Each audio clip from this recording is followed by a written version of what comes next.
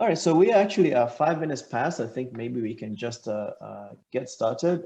Some more people may trickle in, but I think at least the core audience is here. So I'll introduce myself and then I'll pass it on to Gracia Sumsuya to continue with the introductions. My name is Dr. Frank Minja. I'm the president of DICOTA, which is the Diaspora Council of Tanzanians living in America. The organization has been championing the issue of dual citizenship for many, many years since its inception. As we all know, this issue still hasn't been resolved. And so now that we are sort of moving into this new space with a new president, there's a lot of interest in reviving that debate, which had sort of been shelved with the fifth presidency, and now in the sixth presidency, I think it's opening up again. So Gracious Msuya will introduce our guest, Professor Aminzade, and then we will at least take the discussion. And the format, I believe, is going to be to allow Professor Aminzade to kind of give us his opening remarks for maybe 30, 40 minutes or so, and then we can open it up for Q&A for the remainder of the time. So karibu, Gracious. Karibu. All right. Asante sana. Nisikia vizuri? Yep. Yeah, karibu. Okay. Thank you all for coming. Ron, hi, Professor. Hi, Gracious. All right, good. Just so you know that you know how it came about. We're having a conversation in this group, another meeting, and we talk about citizenship and special status and things. And then one of the members, I think, came up with the book and said, like, hey, there's a guy in Minnesota, professor in Minnesota, who wrote a book about Tanzania, about citizenship and things about Tanzania. I'm looking for a way to connect with him. And I'm like, oh, I know that guy. So Professor Ron, we call him Professor Ron. Ron and I have known each other for many, many years, maybe 23, 24 years or so. I think it was 1996. I just finished my undergrad studies at the University of Dar es Salaam, and he came to Tanzania. I don't know exactly how we got connected, but we met there and we talked about Minnesota. So I was coming to Minnesota that year. And he was in Dar es Salaam, and we met here again. So I know him, his family, his wife, MJ, and his two adult children now. They were young. And so we've known each other for many, many years. We've done bike rides together here in Minnesota, in the Twin Cities. So it was nice to reconnect with him because we lost touch for a while, and then we reconnected later on. Let me just ask a few questions, maybe just to establish some rapport and for the audience to get to know you a little bit. Professor Ron, I know one of the things that we got connected with you is you through your effort to invite or to go to Tanzania and recruit PhD students to come to the University of Minnesota to study. Can you tell how many students you've recruited so far? I know it's quite a bit. Oh, I lost you now. You there? Yes. Oh, okay. Yeah. Gracious, you're cutting in and out a little bit, but we can hear both of you well. Okay. Well, I have about half a dozen, maybe 6 or 8 PhD students who studied in University of Minnesota and now are back in Tanzania teaching in various places, including the University of Dar and Dodoma University and Muhimbili University. So I've worked with a number of students from Uganda as well and other parts of Africa, but that was one of the highlights of my teaching career, was being able to work very closely with a good group of Tanzanian students. Gracious, audio is still off.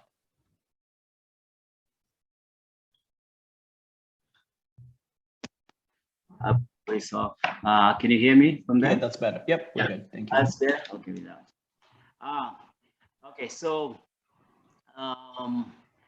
Professor Ron, I know that you also, now that you're retired, but you're doing some work in Tanzania still. You have a Zawadi project and you work for Books for Africa project. Can you just tell us a little bit about that? Sure. Project Zawadi is based in Mara, in the Bunda district of the Mara region. And we work on education, mainly with primary and secondary schools. We have 3 different projects. One is a teacher training program, which has involved hundreds of schools and thousands of teachers in the Mara region. And it's to promote active and cooperative learning in the classroom. And it's been quite successful, and we're working with the Tanzanian government to incorporate some of that material we've been using for teacher training into the government's training for teachers. So that's one program. Another is a sponsorship program for children, mostly orphans, poor children, to help them get through school as far as they could go. Those who don't go to secondary, we have an apprenticeship program.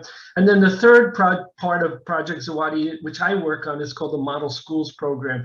And we've selected 4 primary schools, and we have drilled wells, provided water, set up a school feeding program, built toilets, and built classrooms and teacher housing, and started school clubs. And it's a very holistic kind of approach to education.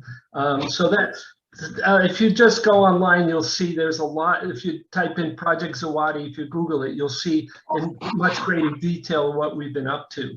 But one thing that's been nice about Project Zawadi is we do have on our board of directors several members from the Tanzanian diaspora, as well as 20 Tanzanians who are employed by Project Zawadi in Mara region. And they're absolutely essential to the work we do. And then Books for Africa, I was working with them back in the late 1990s and still work with them today. And I spent a lot of time in Tanzania trying to get books into schools and libraries in various parts of Tanzania, all the way from Songea way down south to the Mara region up north. And that gave me an opportunity to travel and visit a lot of schools and try to get books into schools and libraries there. Thank you. Thank you, Professor. Thank you, Ron. Now, getting to your book, thank you for gifting this book to me. As you can see, Race, Nation, and Citizenship in Post-Colonial Africa, the Case for Tanzania. I read some of it. I must admit, I haven't read the whole book yet. There's a lot of good information. There's a lot of things that I didn't know myself. And some I was just trying to reach out and just remember from elementary school and secondary school, just learning, just the superficial part of it. But now it was good to go into detail and read and find some of the stuff here very fascinating. What made you write this book, Ron? Oh boy, there's a pretty long answer to that. One thing is there was a program at the University of Minnesota called the MacArthur Program. We got funding from the MacArthur Foundation. It's now called ICGC, the Interdisciplinary Center for the Study of Global Change. And that program had scholarship funding for many African students. So we brought in dozens of African students, and I was teaching seminars for that program on issues of democracy and development. And I had a lot of African students in my seminars, and they got me extremely interested in what was happening in Africa. So part of it was just the students from Africa who got me extremely interested. I also had good friends in Tanzania. Marjorie and Simon Mbelini and their 3 daughters were good friends of mine. And the first time I went to Tanzania in 1995, it was for Nali Mbelini's wedding. So the personal connections were also important. I had a good friend, Susan Geiger, who was a Tanzanian historian who wrote a book called Counter Women, about the role of women in the independence struggle in Tanzania. And she encouraged me to study Tanzania as well. So those are just some of the personal connections I had that got me very interested in Tanzania and in Tanzanian history. Thank you, Ron. Okay, now I'll let you go ahead and start your presentation. I must say, one of the aspects that I found very interesting, I kind of felt like it cuts through the book, kind of the theme of the book, was the concept of exclusion and inclusion, or exclusion versus inclusion in nation building. And so that's fascinating to see how we struggled as a young nation to figure out who is included, who is excluded as being in a nation, or being granted citizenship, or for what reasons, and some of the struggles within the party, within the organization, some Pan-Africanism and all that. So that was very fascinating. And I feel it kind of just, even today, as we approach this question of dual citizenship versus special status, also, it kind of like we're going through that struggle, who to include, who to exclude, and why, and some of those. Okay, Ron, I'll let you take over from here, and we'll be here to listen. Feel free to ask us questions if you feel like you need to get a reaction from us. Thank you. Okay, thank you. Well, let me start by thanking both Gracious and Frank for setting this up. I really appreciate the work that both of you have done to set this up. I've been familiar with Dakota for a while. I attended a 2010 conference in Minnesota that Dakota organized. In 2011. There was a conference on power and purpose in which President Kikwete showed up, and I attended that. And my niece, Leonga Ambellini, was one of the officers of Dakota at the time and kind of filled me in on what was going on. So my connection with Dakota dates back a bit. And what I'm going to do, my talk is divided into 4 different sections, right? And it's the last 2 that I think you're most be interested in. I want to start by just talking about some basic concepts. What do we mean by nation? What do we mean by nationalism? What do we mean by nation state, by cosmopolitanism? Those are some of the terms that get thrown around in the literature and the discussions. And I thought it might be good to just start by defining those terms clearly at the outset. Then secondly, I want to talk about the history of citizenship in Tanzania. And there I want to focus on the citizenship laws of 1961. Oh, good, there's an outline here. And then also the 1995 citizenship law. And I want to especially highlight the context in which those laws were passed, which is very different than the contemporary context. Then the third part of my talk, I'm finally going to get to dual citizenship and the debate in the 20th century, talking a bit about what happened when Kikwete was president and some of the accomplishments and the obstacles that he faced, because he was strongly supportive of dual citizenship, but it didn't get very far at the time. And so I want to talk about why. And then talk about some of the arguments that have been made in favor of dual citizenship, and argue that we need to expand the arguments for dual citizenship beyond economics to talk about popular culture as well. And then lastly, at the very end, I want to talk about the strategies, the different alternative strategies, whether special status, legislative action, constitutional reform, some of the debates that have been going on around what's the best way to proceed if we want to agitate for dual citizenship and promote dual citizenship. So that's a basic outline. So, and I know the first 2 parts of this talk may not be of as much interest to many of you as the last 2 parts. So I'll try not to spend too much time on this. The first part is sociology, where I talk about the key concepts and the different terminology that gets used in these discussions. Then I move to history, and then the last 2 sections are more political science. Okay, so what do we mean by the term nation? That's the first question. A nation is a political community of belonging in which people in a given territory have a shared sense of common fate, a shared history, and shared rituals, myths, and collective memories. In other words, nations are constituted by a belief. A nationality exists because people believe in it. It's not a question of people sharing a common attribute like the same race or ethnicity or language or religion. In any given nation, there's tremendous diversity along all those lines. But what makes it a nation is that people have a shared belief that they belong to a community. So one sociologist called the nation an imagined community and said, for example, I will never know my fellow citizens in Alaska or even Georgia or wherever. I'll never know them, I'll never connect with them. But as long as I believe that we belong to the same nation, that we're fellow citizens, that we have a common history and a shared destiny, then that belief is what constitutes the nation. So it's that sense or belief of shared belonging, despite an enormous range of differences along lines of class and race and gender and ethnicity and religion, etc. That's what constitutes the nation, okay? So the nation is a community of belonging. Nationalism is a set of beliefs that a population living within a given territory should govern themselves free from outside interference, and that nations are the rightful sources of political power.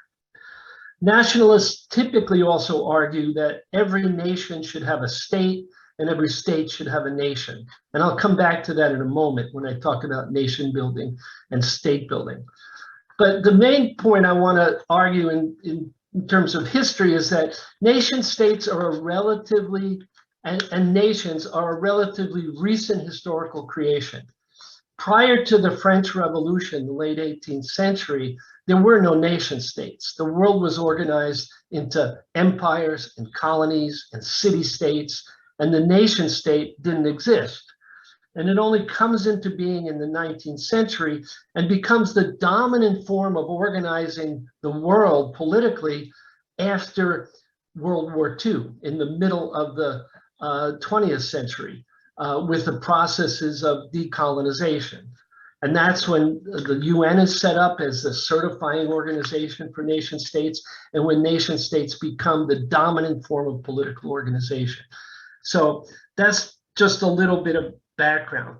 One of the questions sociologists often ask is, why is nationalism such a powerful force in the modern world? More people have been willing to die, for example, for the nation, to give up their lives for the nation, than they would for other kinds of social solidarities, other kinds of identities, whether it's race or religion or class or whatever. And what is it that makes nation and nationalism such a powerful force? And sociologists have come up with three answers, basically, to that question, having to do with history, geography, and ethics. So first, history. The nation and national identity embody historical continuity. That is, nations stretch back into the past, and various significant events define their history, typically events involving war and conflict. The idea is that our forebears spilled their blood to defend the nation, and that therefore we have a moral obligation to continue its work. So, you know, July 4th is coming up on Monday, right? And that's a national holiday, right, to commemorate the nation. National belonging is powerful, in other words, because it offers people a sense of immortality, a sense that they belong to something bigger than themselves and their families or their local communities. And also because many nations were created or had their origins in struggles for self-governance and against colonialism, including Tanzania. So that's the historical part, the history. Geography is also critical because nations inevitably involve geography. They involve a homeland, a territory, right?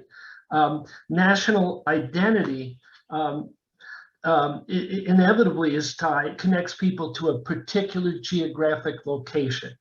So religions might have sacred sites, for example, but it's not an essential part of religious identity that one should occupy those sites or that place. A good Muslim may make a pilgrimage to Mecca at least once, but doesn't have to set up home there. Whereas a nation must have a homeland, and nations provide a sense of rootedness in place, a sense of belonging to a particular territory. So that geographic notion of homeland is absolutely critical. And then lastly, the third reason why nationalism and nations are so powerful has to do with the ethical dimension. That national identity encourages people to look out not just for their own individual interests or even familial interests, but to make sacrifices for the collective good, and to look beyond their individual lives and their familial interests by redistributing resources to fellow citizens who they don't know and will never meet. So for example, I may pay taxes that go to support public schools, even if I don't have children going to those schools. That's part of being a citizen. That's one of the obligations of citizenship. So alongside this positive dimension of nations and nationalism is also the negative side. That is, nations and nationalism produce wars and violence and hostility towards outsiders, towards those who don't belong to the nation. So xenophobia and racism and civil wars and ethnic violence are also connected to nations and nationalism. And that's what sociologists call the Janus face of nationalism, and has positive as well as negative elements to it. Okay, so that's nations and nationalism. I'm now going to talk about the state. What do we mean by nation state, and what is the state? So the state, as sociologists define it, refers to a set of institutions that exercise legitimized control over the organized means of coercion within a territory. That is, control over police, military, courts, prisons, and government administration. Those are the institutions that constitute a state. And the nation state is the most common form of political organization in the modern world. Sociologists often distinguish between what they call state-seeking nations and nation-seeking states. So state-seeking nations, for example, would be like Kurdistan or Palestine or Catalonia, where there's a strong sense of national identity and national community, but those people who consider themselves part of a community don't exercise control over a state. Okay, so they're struggling to gain control over a state. That's state-seeking nation. Nation-seeking states are when you have strong centralized administrative control over a territory, but very fragmented identities. So for example, 19th century France is an example that's often given. Eugene Weber wrote a book called Peasants into Frenchmen, in which he argued that the French nation did not come into existence until the 19th century. But prior to that, there was the development of a very strong state. And it was only in the late 19th century that people living in the territory we now call France began to identify as French people. Before, they considered themselves Gascon or Picardy or Catalan or whatever. There were regional identities, but it was only in the 19th century through the activities of the state, through education and military service and other efforts by the state to create a national identity that you've got the creation of the French nation. And in Africa, it's very similar, that most nation states in Africa were nation-seeking states. That is, at the time of independence, they had states or centralized administrative apparatuses, courts and police and militaries, etc. But there wasn't a strong sense of national identity. Tanzania, for example, had over 120 different ethnic or tribal groups speaking different languages, and many people at the time of independence identified themselves more as belonging to those ethnic groups than belonging to the Tanzanian nation state. And during the course of a very short period in the 1960s, a variety of efforts by the Tanzanian state helped to create a very strong national identity. There was, besides national service and military conscription and nationwide educational system, and the creation of the common language of Kiswahili, which was not spoken by a majority of the population at the time of independence, but 10 years later, 90% of the population spoke that language, thanks to a massive adult education program involving millions of people and universal primary education. Those were state-sponsored activities that created the nation. And Tanzania is often cited as one of the most successful nation-building projects in Africa. And I'll come back to that in a moment. So one of the questions sociologists ask is, what is the relationship between nation building and state building? And the answer is that they're typically mutually constitutive, that they reinforce one another, that the state helps to build the nation and create the sense of national community through its state institutions, and the nation helps to legitimize the state, that people's sense of belonging make them willing to pay taxes, to get conscripted in the military, etc. So the argument is that in most cases, it's very mutually reinforcing. But one of the things I argue in my book is that there are times when it's not, when in fact nation building and state building are in tension with one another. Just to give you two quick examples from Tanzania. One of the first debates in the parliament after independence was about education. And it was about, we have very limited resources, so we need to decide, should we invest those resources in primary education or in secondary and tertiary education, secondary and higher education? And those who are arguing that we need to eliminate school fees and have universal primary education were arguing that that was necessary to build the nation, that by making schools free and by promoting universal primary education, everyone would learn the same common language of Swahili, and that would be an important step towards building national identity and the nation. Others argued, no, we really should invest our money in secondary and higher education because we need to Africanize the state. Most positions in the state at the time of independence were held by expatriates, and there weren't sufficiently highly educated Tanzanians to occupy those positions. So the argument was, we need to create a university, we need to build secondary education, we need to create the kind of educational system that will allow us to Africanize the state.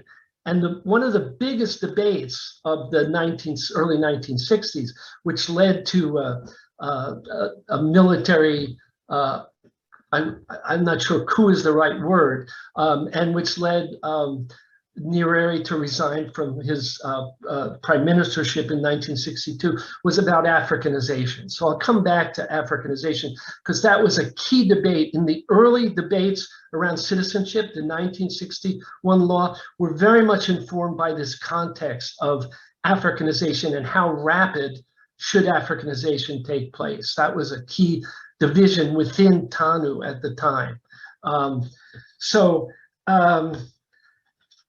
The next thing I want to talk about is types of citizenship, because in the citizenship debates in Tanzania, both in 1961 and in 1995, a key debate was what type of citizenship should we have?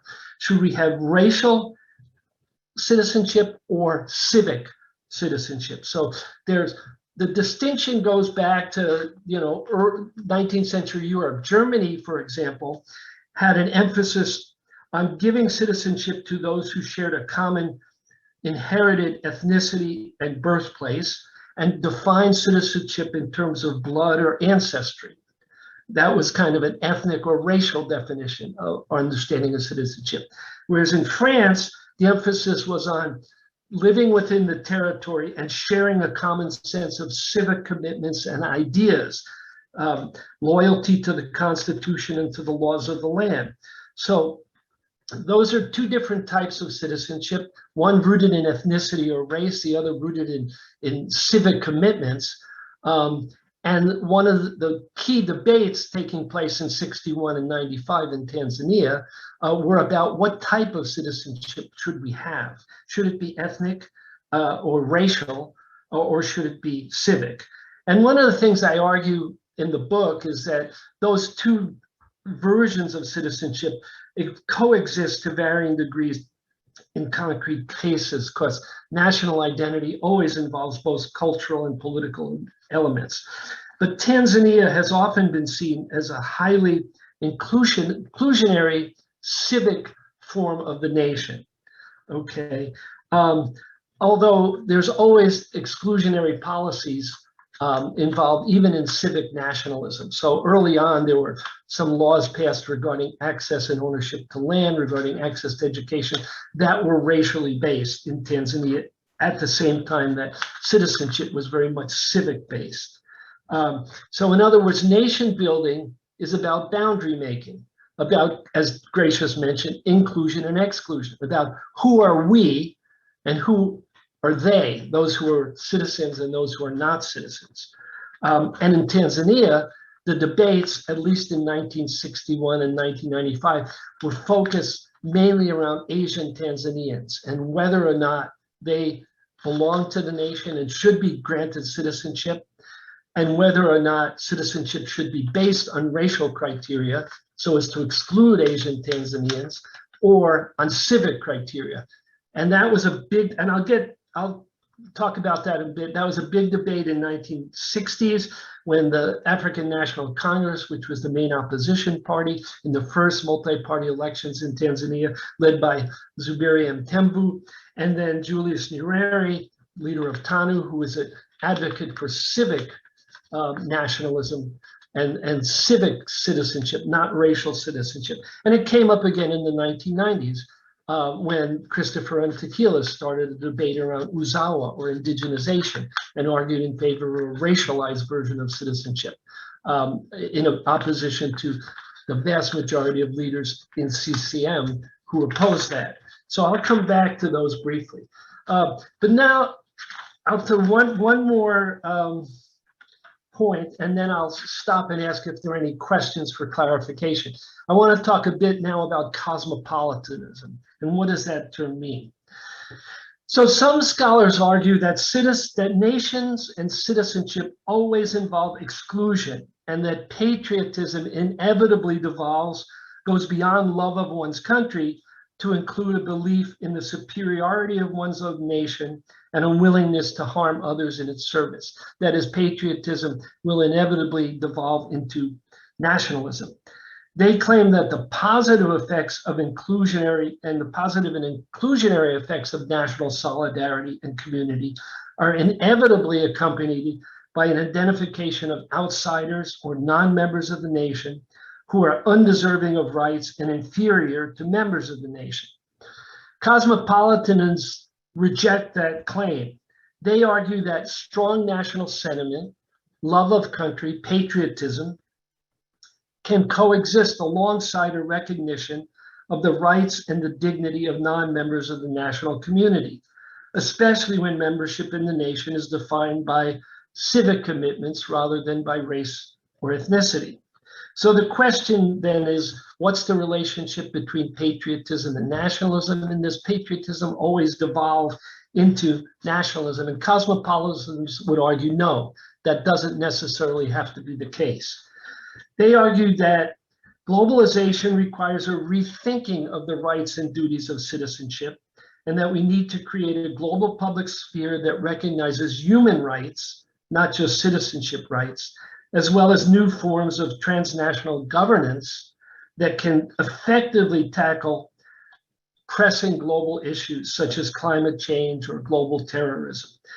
Critics of cosmopolitanism claim that there is not and will never be a common cultural or political foundation necessary for cosmopolitan citizenship, and that people lack a strong sense of belonging and identification with global institutions, such as the UN.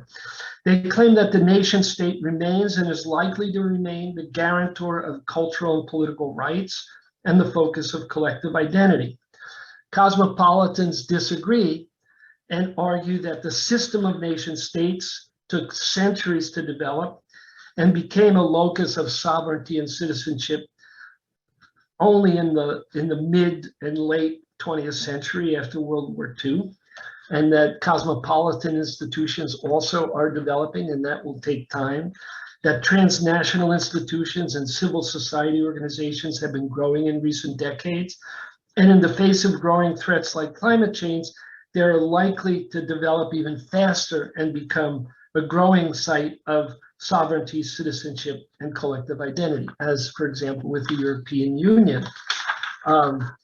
So they point to new forms of political identity that are creating multiple loyalties and reshaping the meaning of citizenship. As economic globalization weakens territorial ties between people and nation states. And they also point to the growing number of nations around the world, actually a majority of nations now, that have dual citizenship laws. Over 89 countries now recognize dual citizenship. And so some scholars reject that dichotomy between nationalism and cosmopolitanism, and they call themselves cosmopolitan patriots or rooted cosmopolitans. And they try, which reconciles certain universal principles with respect for local differences. Kwame Appiah, who's a philosopher, I think a Ghanaian philosopher, makes this argument about rooted cosmopolitanism. And they contend, and he contends, that a sense of solidarity towards other human beings can go hand in hand with a sense of national belonging. Critics of cosmopolitanism claim that the nation requires loyal citizens who are the insiders, and those who are the outsiders, the non-citizens, don't have the same kind of loyalty to the nation. So that's one of the debates between cosmopolitanism and nationalism. And the key question in that debate, and then I'll stop for a moment and ask if you have any questions, is should the obligations that we have to our fellow citizens be different from or more extensive from the duties that we owe to all human beings? Nationalists would say yes, since people care more about their fellow citizens, given a shared history and a common homeland. And they argue that the notion that charity should begin at home justifies preferential treatment of citizens. Cosmopolitans disagree, and they contend that nationalism is just one form of collective identity involving loyalty, connectedness, and belonging, and not necessarily the most important one. So that the idea of national partiality that nationalists push contradicts the principle of equality, which argues that all people are of equal worth and are entitled to equal concern and respect. Nationalism emphasizes insiders and outsiders, citizens and foreigners, and thus rejects a fundamental commitment to the equality of all human beings, which is what cosmopolitans advocate for. So I'll stop there, and the next section I'm going to talk about the history of citizenship. But are there any questions for clarification? I mean, the questions, substantive questions for debate, we might want to wait till later. But is this all pretty clear to you? Are those terms clear before we move on to talking about the history of citizenship in Tanzania? Yeah, Any so questions?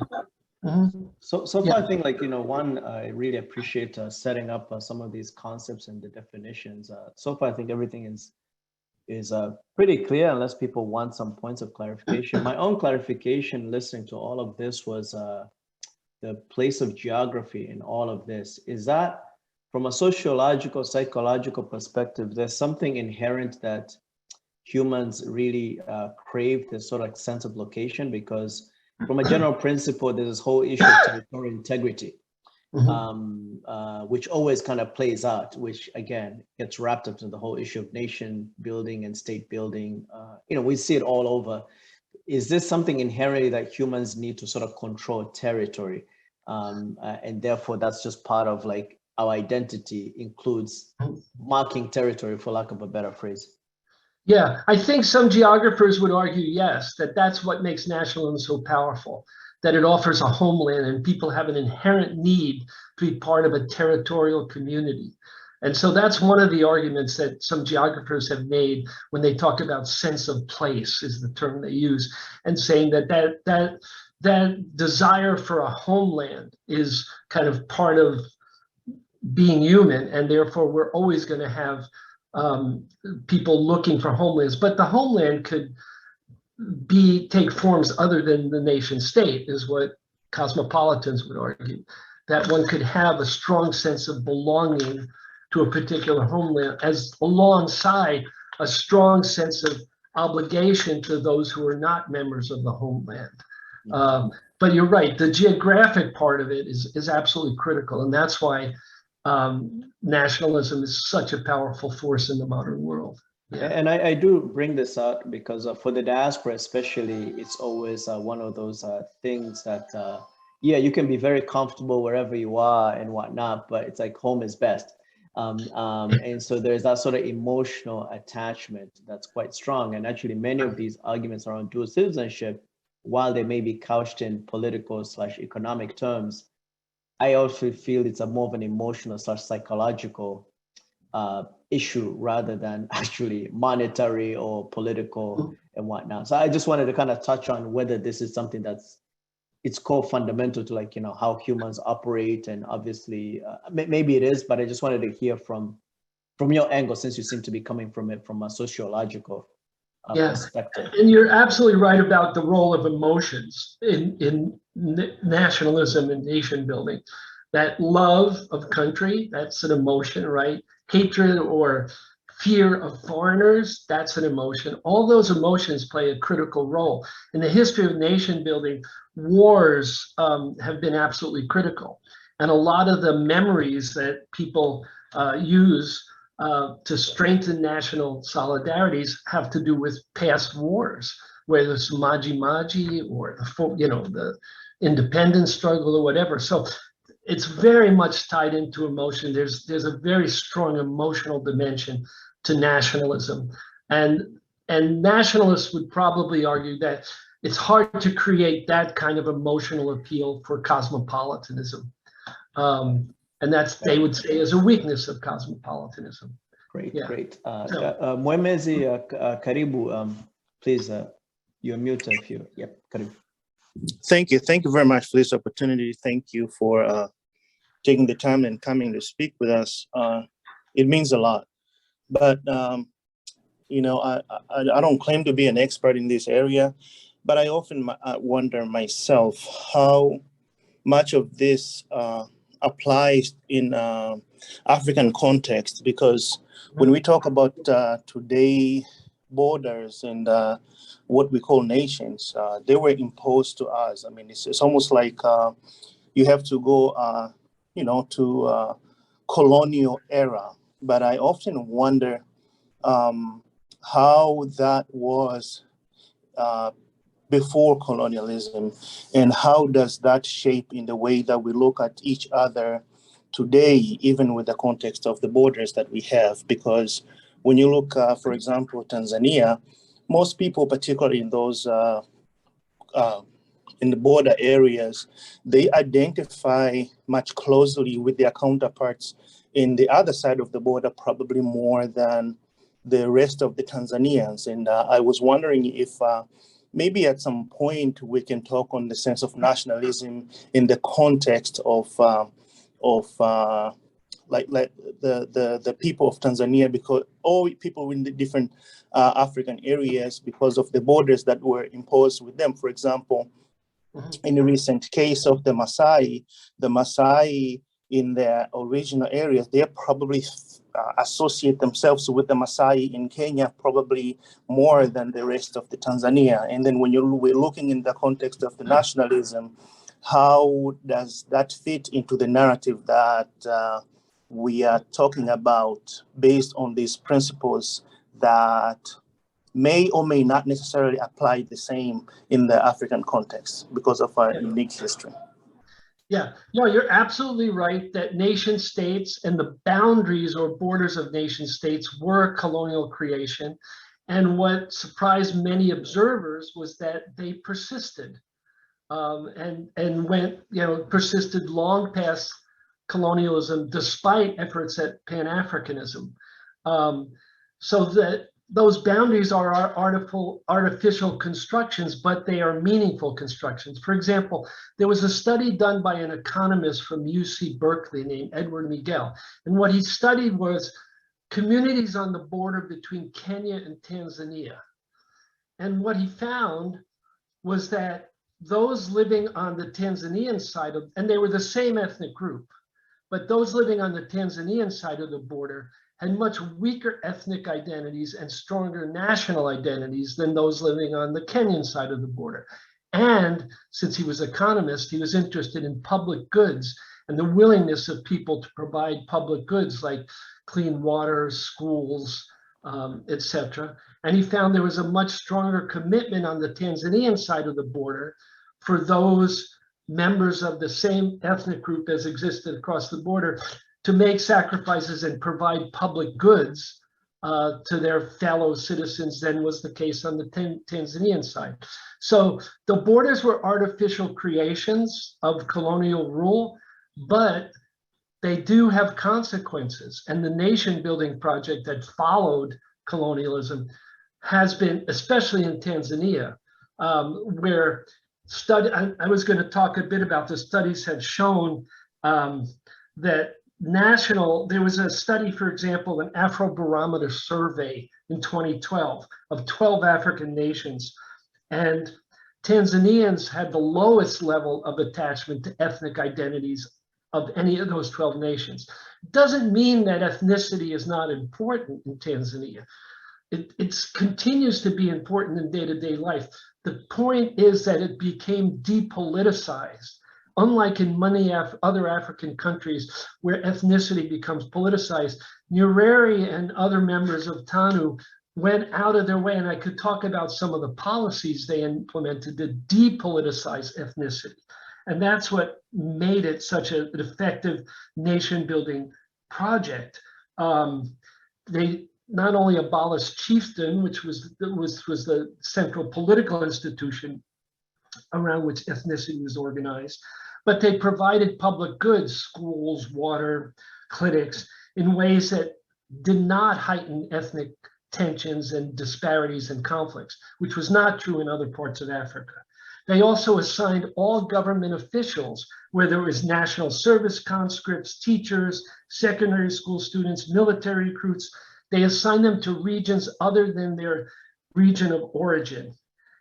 And also they prohibited ethnic appeals. When you campaigned for office, you were not allowed to use the local language. You had to do it in Kiswahili.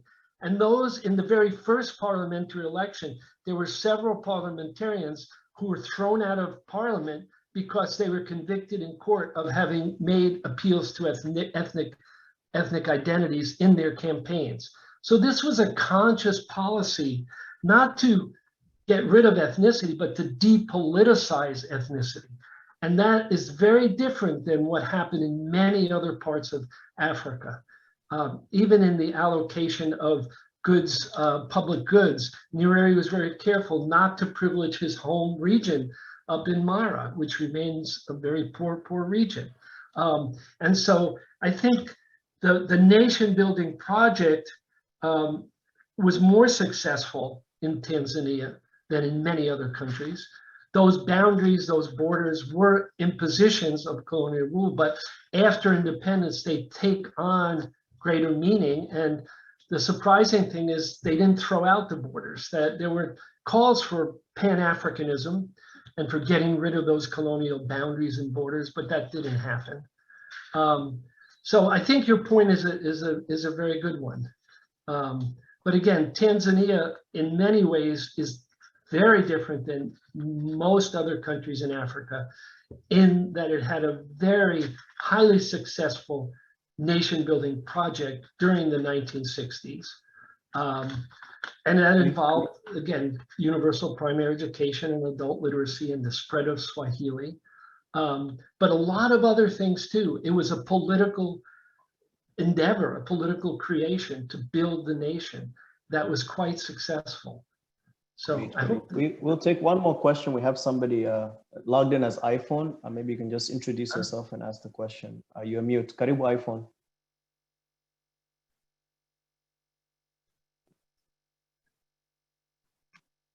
Hey, Dr. Temba, Karibu. I'm not going to talk much.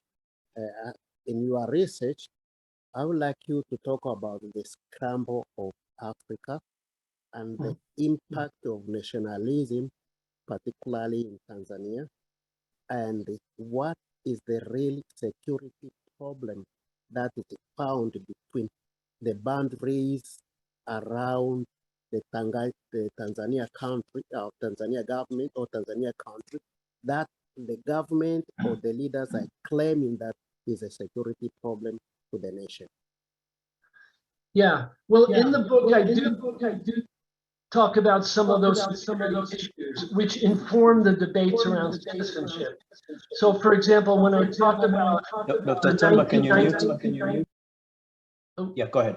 When I talk about the 1995 citizenship law, you can't really understand that outside of the context of a massive influx of refugees from Burundi. That was a key part of the context in which that law was passed. So questions of national security and protecting our borders from refugees were central in that 1995 citizenship debate. So those questions do come up. Nyerere was a very interesting political figure in that he was both a nationalist and an internationalist and didn't see a contradiction between them. He was a Pan-Africanist as well as a Tanzanian nationalist, and he thought that you could reconcile Pan-Africanism with nationalism, that nation building and nationalism could be a stepping stone towards a Pan-African union. So like cosmopolitanism, he didn't see a necessary contradiction between the nation and nationalism and broader Pan-African solidarities. I'm not sure I answered your question, but I hope I. Yeah, I think this is going to come back again because one of the major arguments against dual citizenship is always the issue of security, national security. Right. So maybe we can move on to the second portion. I'm sure people are going to be dying to hear the dual citizenship aspect of things. Yep. I think maybe I'll try to do this very briefly, just because people really do want to hear that third and the other sections. So I talked a bit about the success of the nation building project. I won't go into detail, but there are several chapters in my book which elaborate on that.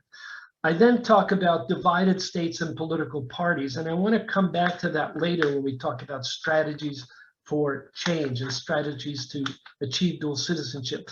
And there I basically, one of the arguments I make in the book is that we can't look at the state or political parties as unitary institutions, but rather they were contested terrains. There were divisions within the state, often between state administrators and party leaders.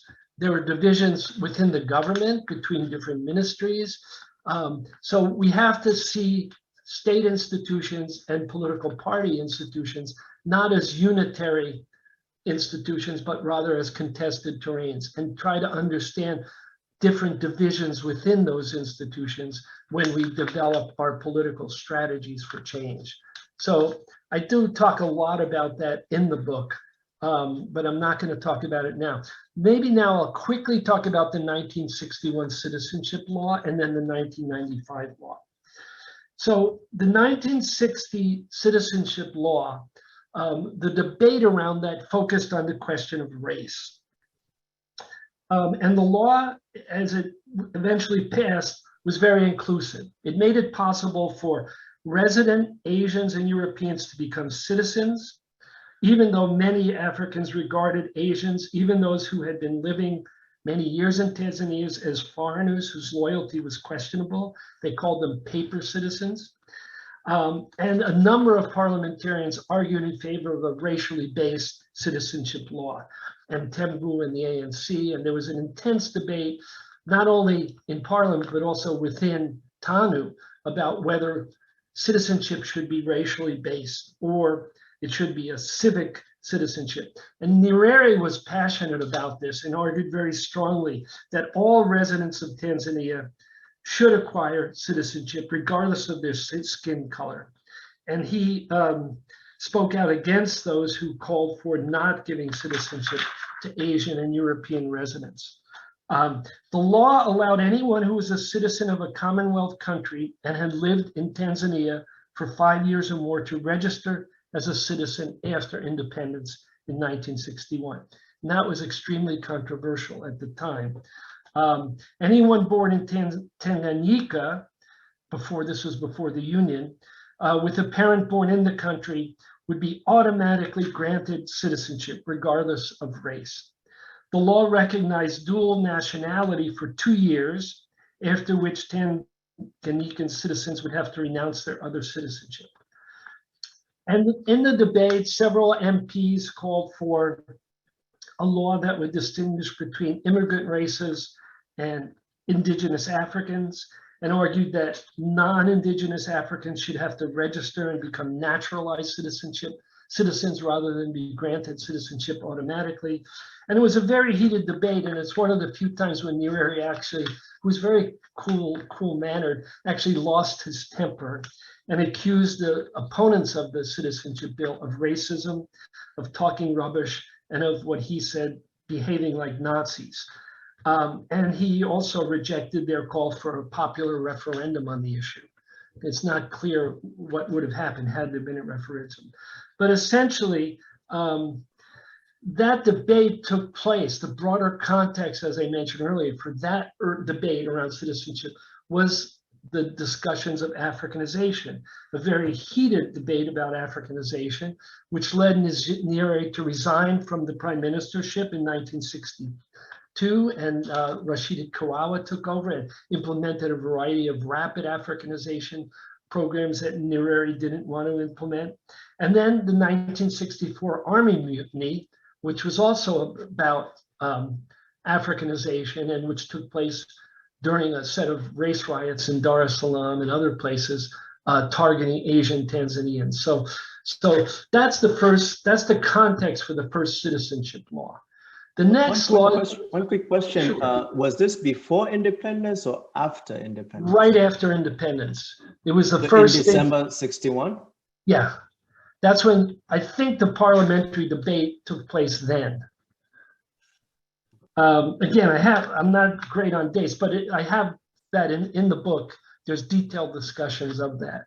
But the debate, this debate actually continued after independence. The debate on Africanization goes until 1964, right? And the failed military mutiny, where proponents of Africanization essentially attempt to seize power militarily, and Nyerere is forced to call in British troops, which is a great embarrassment, former colonial power, to suppress the insurrection. So the Africanization debate continues after independence, but the debate around citizenship and the law was in 61, early on. Okay, so the next law was in 1995, and I need to go through this pretty quickly. The law in 1995 was much more exclusive than the 1961 debate. Citizens of the Commonwealth countries who had previously been able to easily acquire Tanzanian citizenship now could acquire it only through a lengthy and complicated process of naturalization. Being born in Tanzania no longer qualified a person for citizenship. One or both parents had to be a citizenship of Tanganyika or Zanzibar before the Union in 1964, or a citizen of Tanzania after the Union. The law increased the time potential applicants had to spend in Tanzania before applying for citizenship from 3 years to 10 years. And applicants also would have to prove their loyalty to the nation and demonstrate that they could significantly contribute to development. Finally, the law explicitly prohibited dual citizenship and revoked citizenship for those who failed to renounce the citizenship of another country. So it was a much more exclusionary and restrictive law than the previous law. And the context for this debate was, this citizenship law was a debate around Uzawa or indigenization. And I go through that whole history of the debate around Uzawa in my book, talking about Christopher M. Tequila, his denunciation of Asian Tanzanians and claims that they were that they were thieves and looters, gabacholis, who should be driven out of Tanzania. He had a very racialized notion and understanding of citizenship. There were race riots targeting Asian Tanzanians in 1992 and 93, sparked by his followers. And there was a poll that was done in early 1995, finding him to be the second most popular, M. Tequila to be the second most popular politician in Tanzania after Nyerere. So his ideas resonated with the population.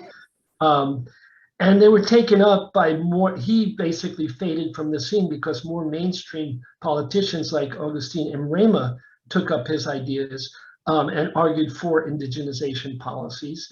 And Ramos said at one point in his presidential campaign in 1995 that he thought Idi Amin did the right thing by expelling Asians from Uganda.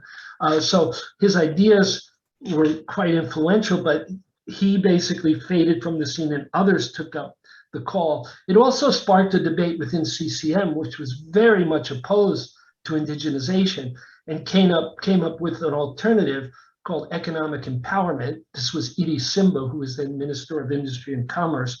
And he argued that we need to create laws that privilege citizens, but don't discriminate on the basis of race. And he tried to push through a variety of regulations that would require all foreign companies to partner with Tanzanian businesses and reserve large sectors of the economy to Tanzanian citizens, restaurants, retail shops, small hotels, et cetera, et cetera. He eventually, those policies which he tried to implement met with a lot of pushback from the World Bank and IMF, and the government backed down and didn't implement those economic, quote, empowerment policies. But it did implement what we call in the US some affirmative action policies, which made credit more available to small businesses that were owned by citizens and gave certain trainings available to citizens. But the indigenization debate is the context for the 1995 law. Two other key contexts were the process of privatization. So the privatization of public assets, which happened in the 1990s, and the refugee crisis, mostly involving Burundian, but also Rwandan refugees. So in the 1990s, South African investments grew very rapidly all across Africa, including Tanzania. And in many cases, they reawakened popular memories of apartheid due to discriminatory practices by white South African investors and managers. And critics warned of a, quote, second Great Boer Trek. And so there was a lot of anti-foreign sentiment generated by the privatization process, especially since there was a lot of corruption within that process. And the largest and most profitable firms that were sold during the privatization process were purchased by foreign investors. There was also a lot of conflict in mining areas, especially in Geita and Mara, where small miners were evicted and arrested. And there were calls for greater regulation of mining companies. And Nyerere and many others talked about privatization as foreignization. So that's one context. And then the third context that's important is the refugee crisis, that there was massive influxes of refugees in Western Tanzania from Burundi, as well as Rwanda, and border residents there blame refugees for crime, disease, environmental degradation, etc. Although studies that were done showed there wasn't much difference between, for example, crime on the part of these refugees and on the part of local residents. But the media made a big deal about this, and there was a lot of anti-refugee sentiment. And in March 1995, the government closed the border with Burundi, despite protests from international organizations, and declared its intention to repatriate all refugees. So that's the context for the 1995 debate and law, okay? And there were not very good contexts for trying to implement dual citizenship. There was a lot of hostility towards foreigners, as well as towards Asian Tanzanians. So now let me finally get to dual citizenship, which is what most of you have been waiting to hear about. Okay, sorry it took so long to get there. So first of all, dual citizenship is a growing trend, not only around the world, but also in Africa. So 30 out of 54 countries in Africa now have dual citizenship, including Ghana, which was early, 2002, South Africa, Angola, Kenya, Zambia, Malawi, Liberia, etc. They've arrived at dual citizenship in different ways. Some countries via legislation and parliamentary action, as in Liberia, and in other times by constitutional reform, as in Kenya. There's also tremendous variability across African nations that recognize dual citizenship in the rights and responsibilities that are granted to dual citizens. Some countries allow dual citizens to own and inherit property, vote in two countries, travel without a visa, work without a work permit, access unemployment compensation, pay lower tuition rates, and get retirement benefits. But there's a lot of variability about which of those rights, dual citizens have. In some countries like Senegal, for example, dual citizens living abroad are allowed to vote in elections and hold public office, including the presidency. And that's true in Somalia as well, that the current president of Somalia is a dual citizen of the US and Somalia. But many of those countries that have dual citizenship prohibited dual citizens from running for office, and some, like Ghana, has prohibitions on dual citizens serving in high ranks in the army or as ambassadors or in security. So the point is there's a lot of variability both in how dual citizenship came about, as well as in what are the rights that are granted to dual citizens. And that's something that I think you all would want to be talking about and thinking about in lobbying and arguing for dual citizenship. Why did those countries in Africa adopt dual citizenship? Well, some analysts have emphasized economic factors, especially the desire to develop ties to the diasporas and in order to increase investments and remittances. So in Kenya, for example, remittances constitute 5% of the GDP, and they played a central role in the debate over dual citizenship, which was implemented by a constitutional reform. But scholars have pointed out that remittances rose substantially even before dual citizenship, and that a more important context was not the economics, but the politics and the context of political liberalization. So a World Bank study in 2008 found that remittances didn't differ that much between countries that had dual citizenship and those that didn't. They were an average of around 3.5%. There wasn't a big difference. Other data also suggest the importance of politics, so that African countries that score higher on the Freedom House Index of Democracy are more likely to provide dual citizenship, suggesting that the push for dual citizenship is fostered by processes of democratization. Some studies suggest that dual citizenship is driven more by politics and economics, and they point to shifts to multi-party competition, the involvement of immigrants in homeland politics, and the interest of politicians in generating support and funding for their campaigns. So that in Kenya, for example, in 2007, both opposition presidential candidates visited the US and tried to raise funds among the diaspora. And President Kibaki also, in speeches to the Kenyan diaspora in the US, supported dual citizenship and raised money, although it's not clear how much money he raised in those meetings. So politics and economics both play a role, but a lot of studies suggest politics play a more predominant role. And then I want to now move to talk about dual citizenship in Tanzania. So some of you remember what Kikwete was trying to do back around 2009, 2010, and he expressed strong support for building connections with Tanzanians in the diaspora and mobilizing the resources of the diaspora through a number of policies. He set up a diaspora desk at the Ministry of Foreign Affairs, a diaspora engagement process to track those living abroad and encourage them to invest in Tanzania, and created a special Tanzanite bank account, which made it easier for members of the diaspora to transfer their savings to Tanzania. And in 2008, August 2008, the government announced a plan to table a bill to create dual citizenship in 2009. I think the Minister of Home Affairs, Joseph Mungai at the time, was in charge of that. In 2011, Kikwete expressed his support for dual citizenship and told the Dakota gathering in DC that the issue would be part of the upcoming debate over a new constitution. But of course, that never happened. And the legislative debate over dual citizenship never took place. And the question is why? And again, you have to look at the political context.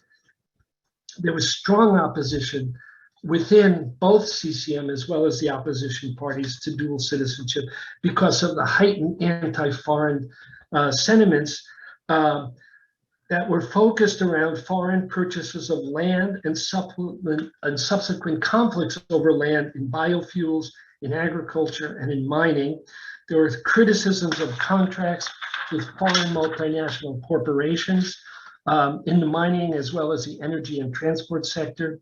And Most importantly, there were very high-level corruption scandals involving BAE Systems, aerospace company, Richmond Development, an electricity company, that involved high-level politicians in Kikwete's administration.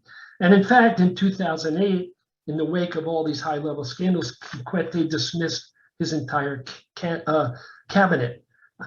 So Kikwete was kind of connected to some of these scandals, which produced a lot of anti-foreign sentiments. In the 2006 poll that was done, 60% of Tanzanians said they regarded foreigners as untrustworthy.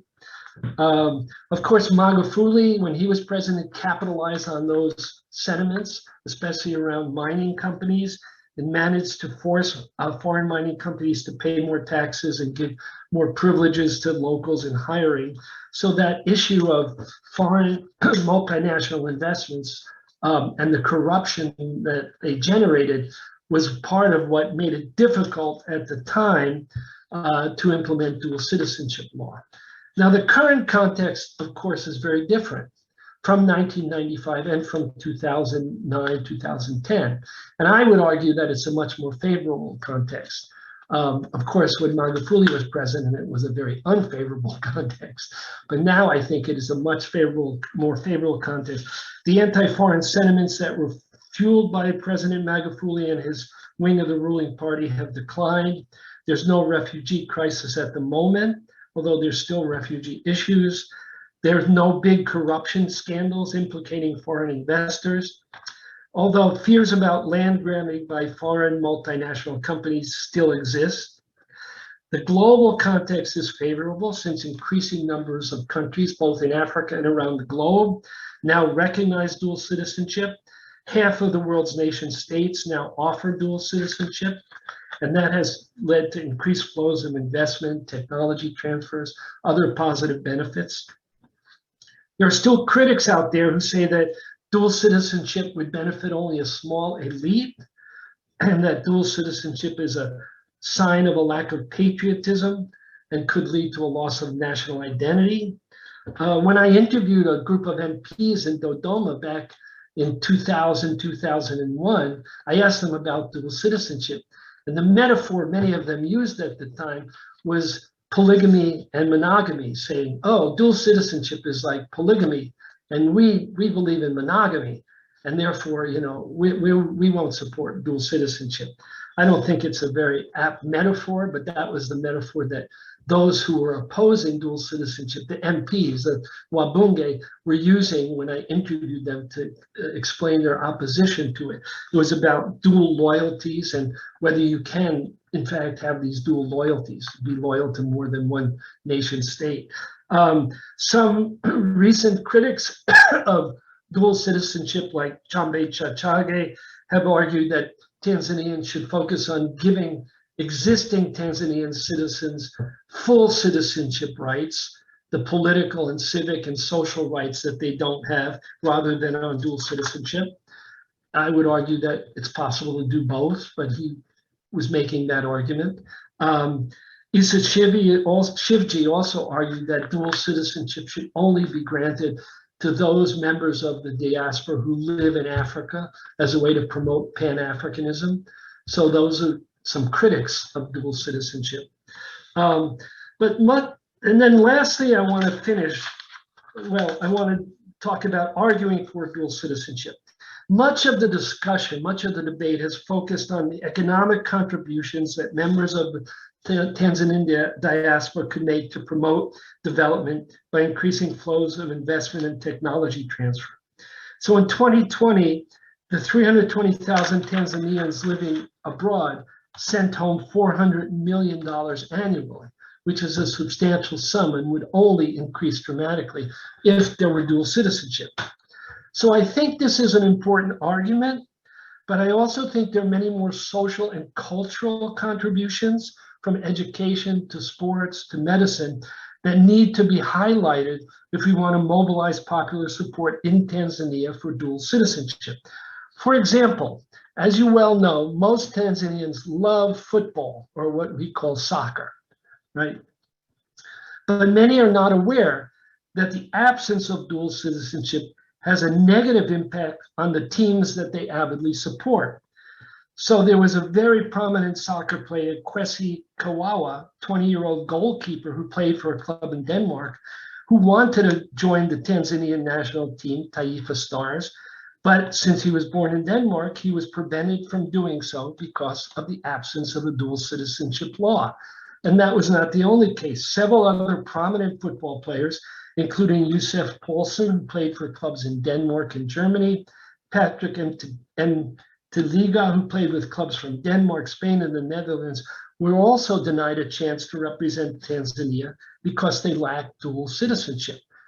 So that's one argument that could be made. It's not just about economics and business, but if you really want Tanzania to be, and your sports team to be competitive globally, dual citizenship would help do that. In the age of the internet, dual citizens could also share their knowledge and expertise with those living in Tanzania.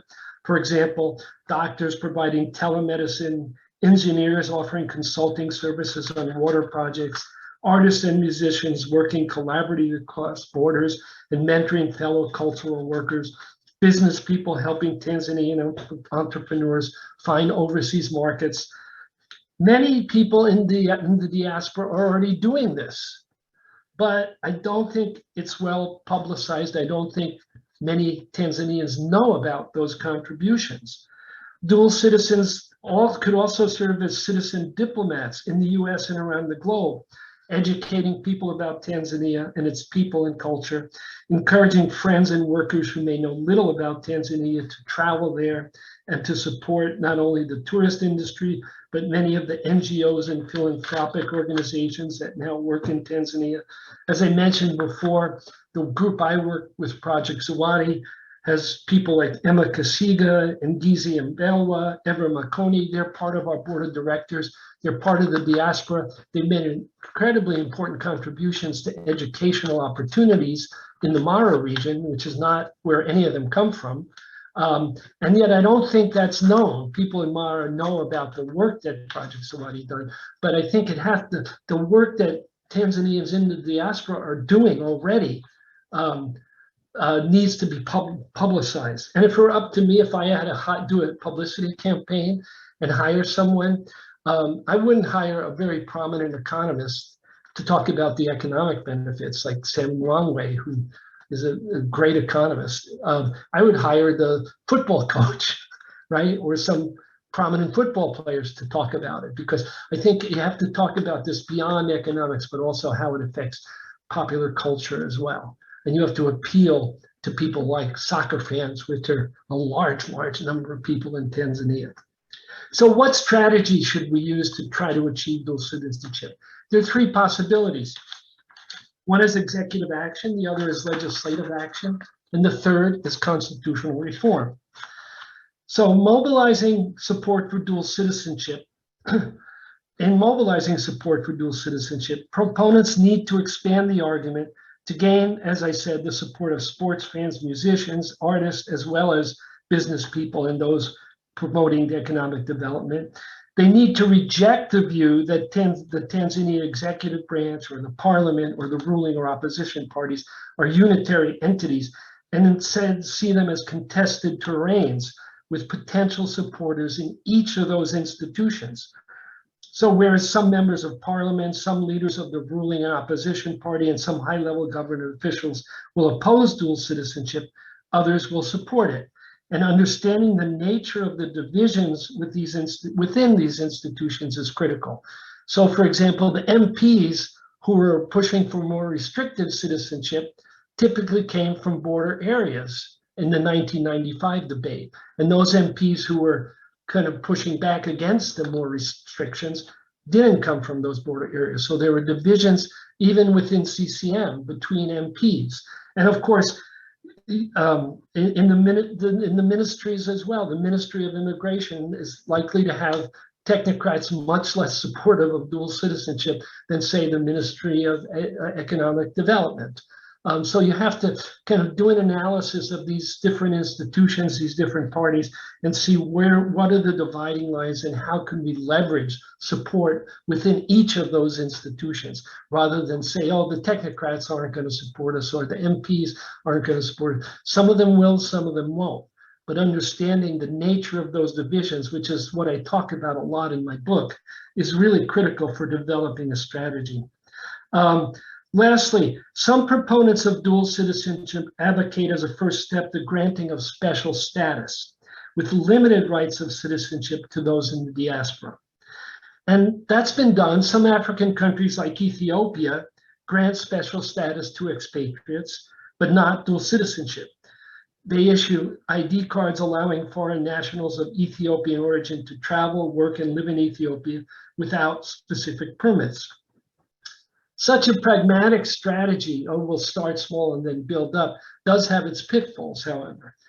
It entails working with government officials in the executive branch, who are often not very transparent or accountable, and relying on executive orders that could be reversed in the future.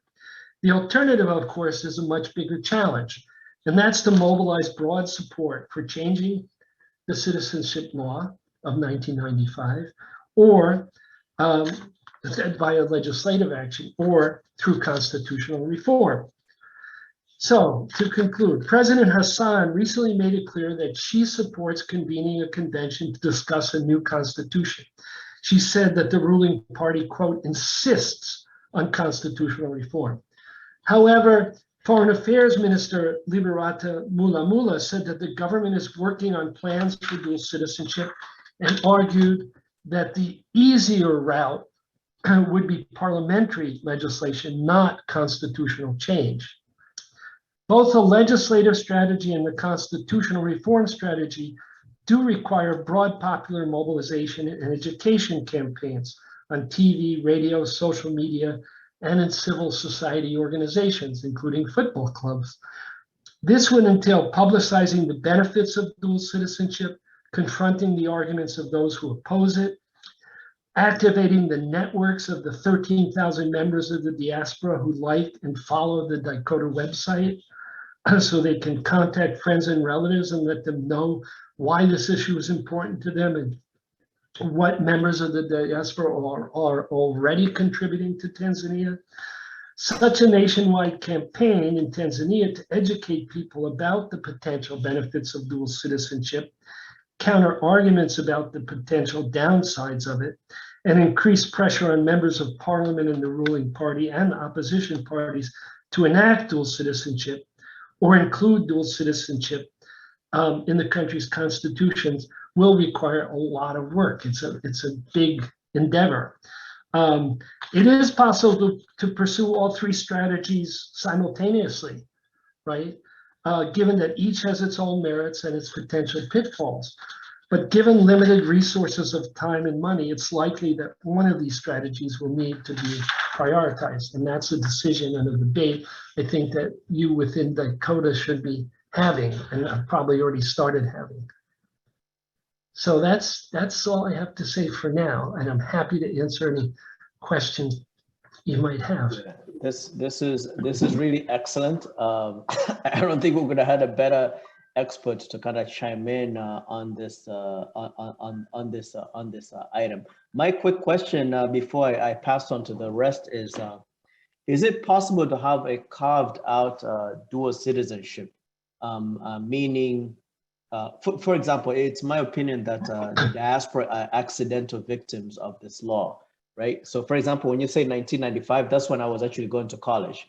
And many of my generation, that they were just going to college. So actually when the law was being revised, we were not even like considered to be potential targets. So like 20, 30 years later, we are actually targets of that, victims of that law. So the question here is, could there be an amendment, for example, of the Citizenship Act that basically carves out those who have Tanzanian origin or who were previously Tanzanian citizens?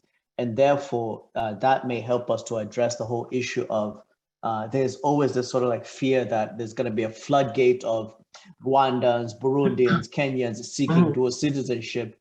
for the purposes of grabbing Tanzanian land, which is always the sort of like, we're gonna get swarmed. Everybody wants a piece of Tanzania, so we can't allow dual citizenship. And that's usually sort of like, it's always muddied the waters of this debate. And so we find ourselves in this peculiar situation whereby I have to argue that I'm more Tanzanian than a Rwandan. Or more deserving of citizenship. Correct. Or dual citizenship more than our neighbor. So the question is there precedent for that, or is international law such that if you allow dual citizenship, then it has to be a blanket? No, it doesn't have to be a blanket. For example, in Ghana, which is kind of unusual, dual citizenship is open to anyone who can prove that their ancestors were forcibly left from Africa due to the slave trade. So if you're African American in the US and you can prove that your ancestors came to the US via the slave trade, or in Brazil or wherever, then you qualify for dual citizenship. So that's kind of a carving out of the sort you mentioned, that there's a special group of people who are privileged to get dual citizenship because of their history or the history of their ancestors. So that's been done.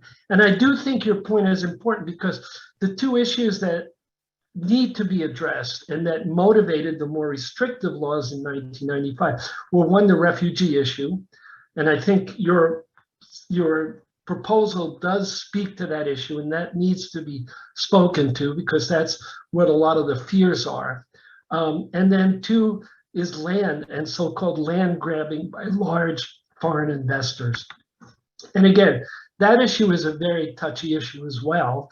And it could be that it doesn't have to be part of dual citizenship, but the dual citizenship law can deal with multinational corporations. Those who are leaders of multinational corporations might not have the same set of rights to buy extensive plots of land, or there might be limits on the amount of land dual citizens can own.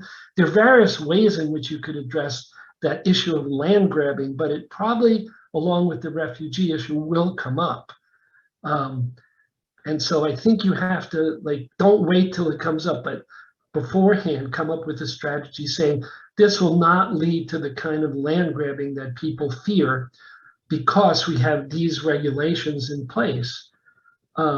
So I think that's an important point, very important point. Great. All right, so we are doing good for time, so we can now allow folks to ask questions. Let's ask them to be directed. So 2 minutes max for questions, and so that way we can have a lot of folks to ask questions and responses.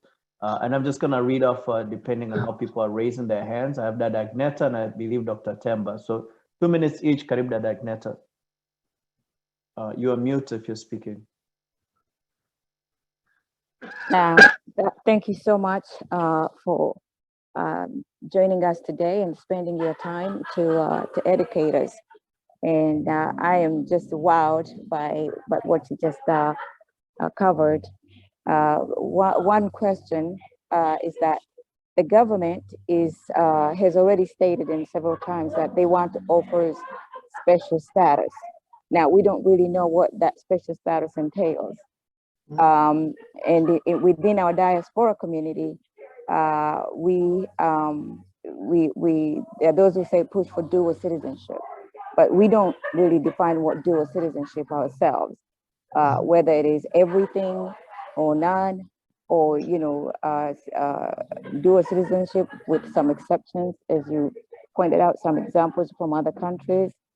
So with that kind of scenario, which is actually how we came about, because of those internal conflicts among the diaspora, is how we came about inviting you to give us this talk today.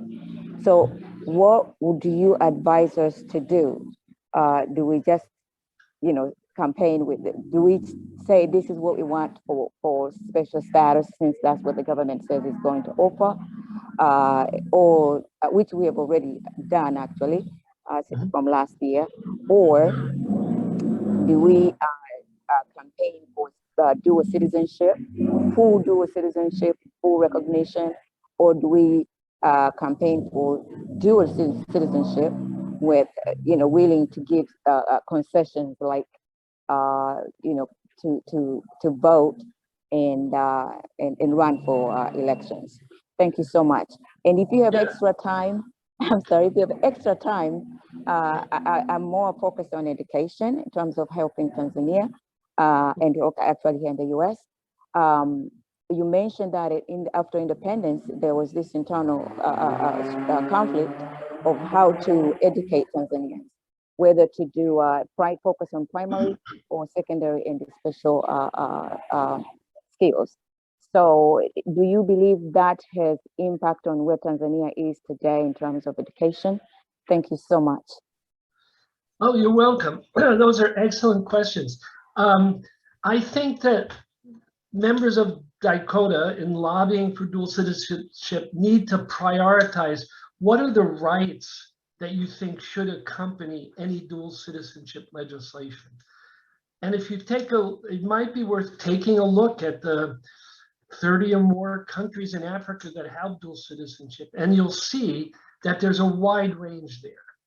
That, for example, and this is true in Europe as well, some dual citizenship laws allow dual citizens to vote in local but not national elections, to hold certain political offices but not others. What would you want to lobby for?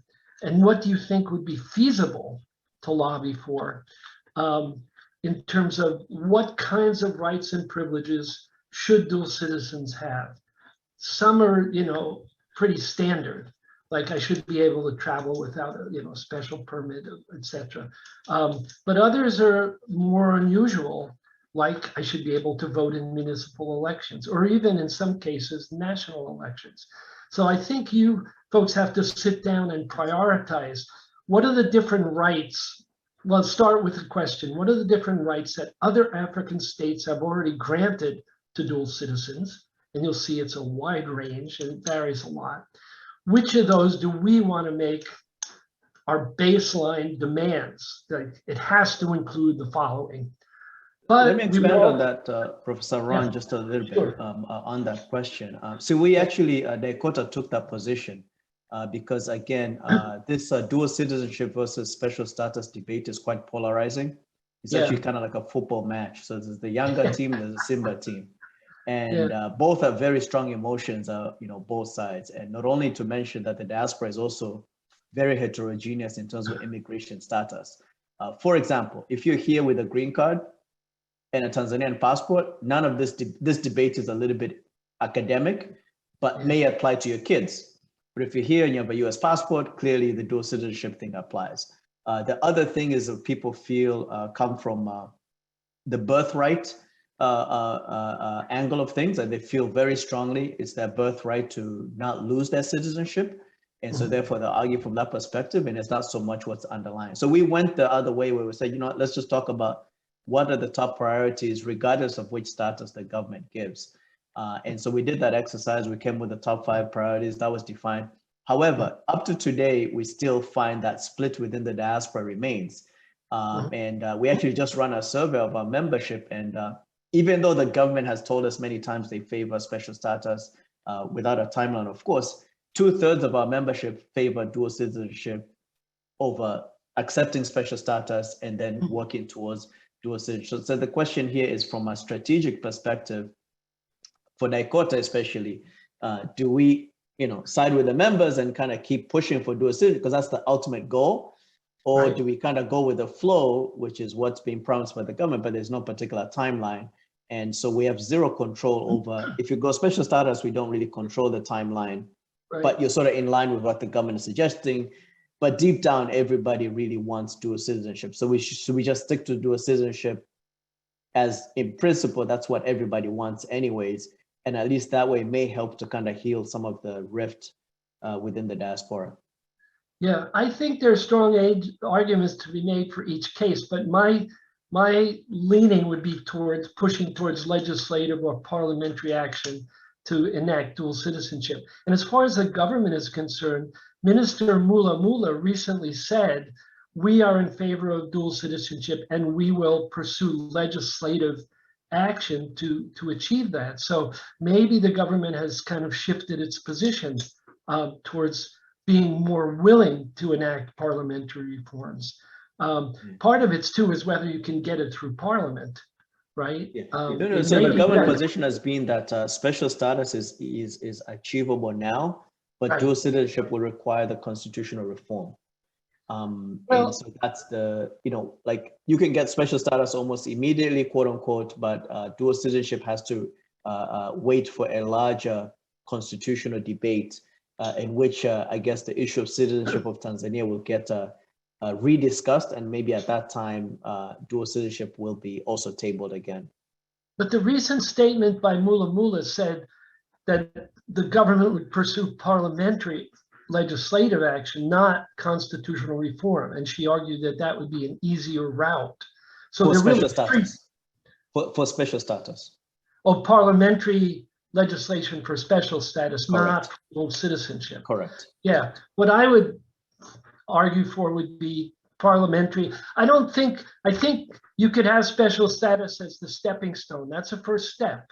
That gets us somewhere, but it doesn't get us as far as we want. Our next step is going to be going to parliament and pushing not for something beyond special status, beyond what, say, Ethiopia already has special status. And that's going to require, I mean, I understand why people would argue, oh, we should settle for special status. That's going to require a lot of persuasion and a lot of working to convince MPs who are wary.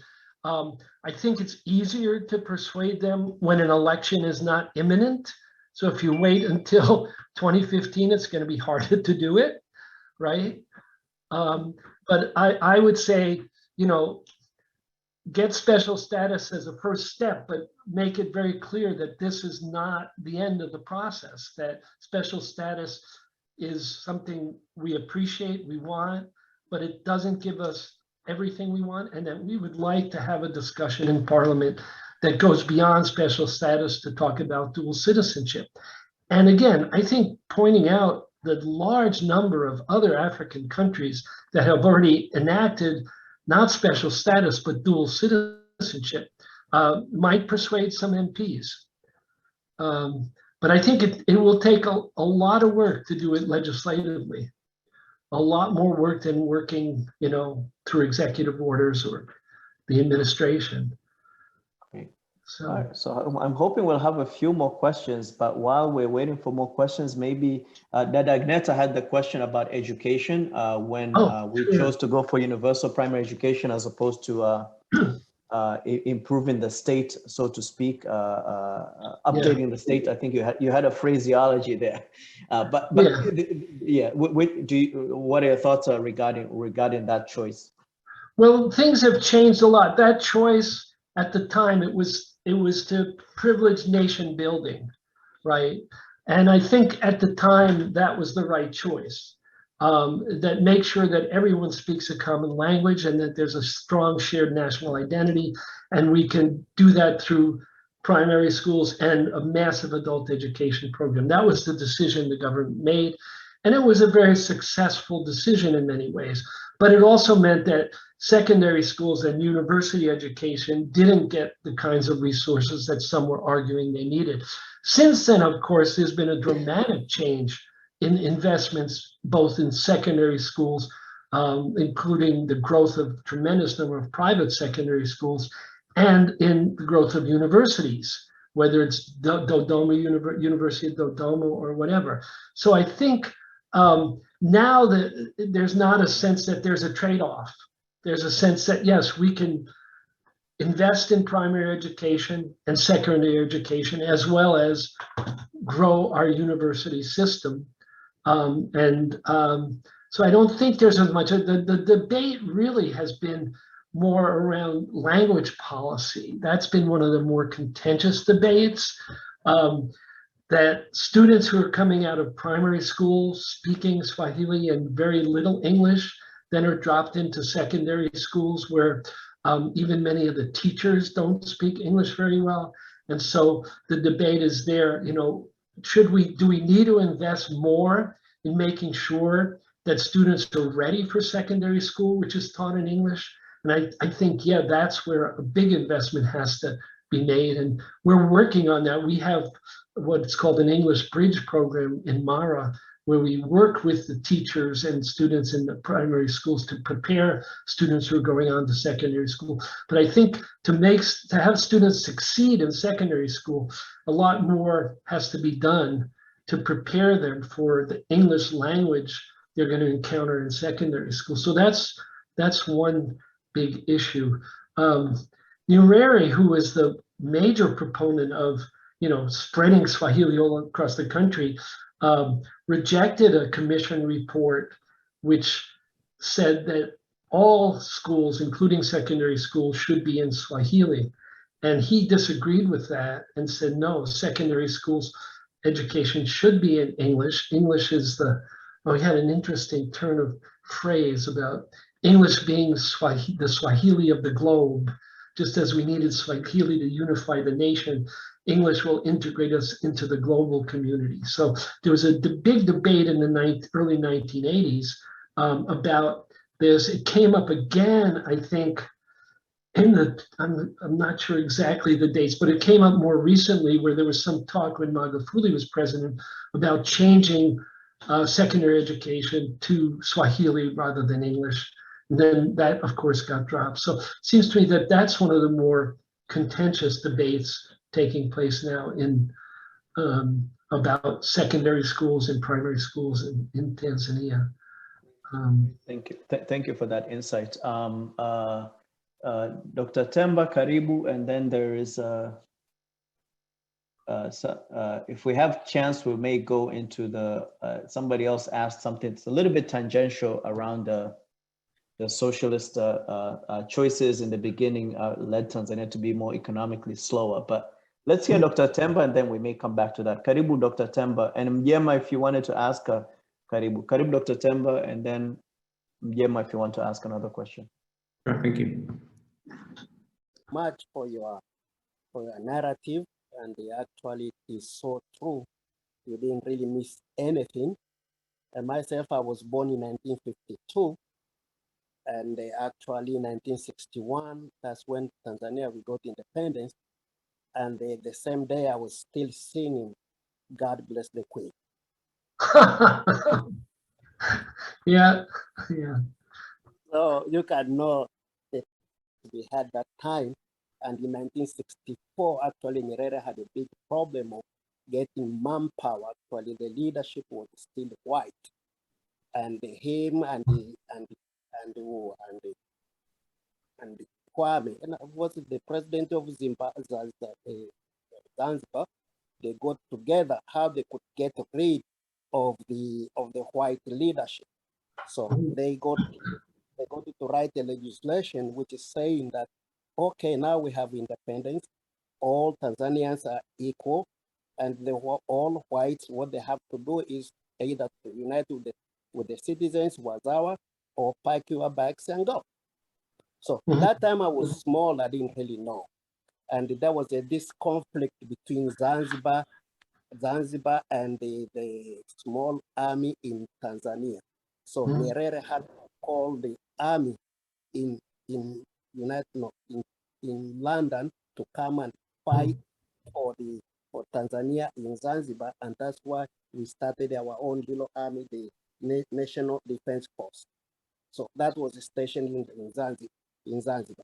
And we had a lot of chaos in Dar es Salaam. We were fighting all the time, and the problem of the Indians and the social conflicts were really solved. So you are right on your book, and I congratulate you for that. That's just to add to that point that I remembered, when you mentioned the whole Africanization debate of 1961, I believe in the elections leading up to Tanganyika's independence, I think, I don't know, like 1957, I don't remember the dates, but the British had sort of put such that basically the European and Asian votes would count more than the African votes. Right. And there was a big fight to kind of basically, switch that to kind of have like one-man vote counts thing. So I think it was basically precedent towards that demand for Africanization, because it was a very contentious contentious process leading up to Tanganyika's independence. And so on one hand, we may say this Africanization thing was sort of like a racializing the political debate, but the reality was such that people was very disenfranchised leading up to independence. And I think Nyerere was, spreading. If you can just comment on that, there's a precedent like why these Africanization debates also resurfaced back again in 1995, because these are sort of unsettled things, but the origin of it was from the British, when they kind of had a sort of like less than one man vote counts. And so automatically the country may have gone to the Asians or Europeans and not necessarily to the majority of Africans. And so therefore, these are the tensions around that. So if you can just speak to that around that 1961 and comment on that, I would appreciate it. Thank you. Yeah, well, around 1961 and during that debate, the major opposition party, the African National Congress, was saying, we won our political independence, now we need to gain our economic independence. That was the line of the African National Congress. That issue came up again in 1995, saying, look, we may be politically independent, but we don't control our economy. And we need indigenous peoples to have economic power, not just political power. But in 1961, there was one other point I wanted to make about the debate. So the debate around Africanization in 1961, which ultimately culminated in this military mutiny in which Britain came in and suppressed the mutiny. It was after that a lot of the so-called repressive laws restricting freedom of speech, freedom of assembly, establishing single party rule, a lot of that was put in place prior to the establishment of socialism in 1967. So many people equate those kind of restrictions on civil liberties and freedom of association and freedom of the press with the establishment of a socialist regime in 67 with the Arusha Declaration. But it happened long before that. It happened as a result of the conflicts around Africanization in 1964. And it's after 64 that you see the implementation of those very restrictive laws that limited civil liberties in Tanzania. So that people often, get that wrong, and they simply assume that, oh, this came with state socialism. We got restrictions on rights to assembly, association, speech, etc. It happened earlier, and it happened as a result of the conflicts around Africanization. At the time of independence, you had mentioned singing God Save the Queen. Well, I have these statistics in my book. I don't remember the exact numbers, but a majority of those who were staffing the highest levels of government after independence were British expatriates. And there was, whether it was Ministry of Finance or whatever, the British still retained a lot of control over the Tanzanian government after independence. And proponents of Africanization were saying, we have to get rid of them and put Africans, in those positions of power. So that was what the ANC was basically arguing. But the debate on Africanization was pretty much resolved by the time of the Arusha Declaration of 1967.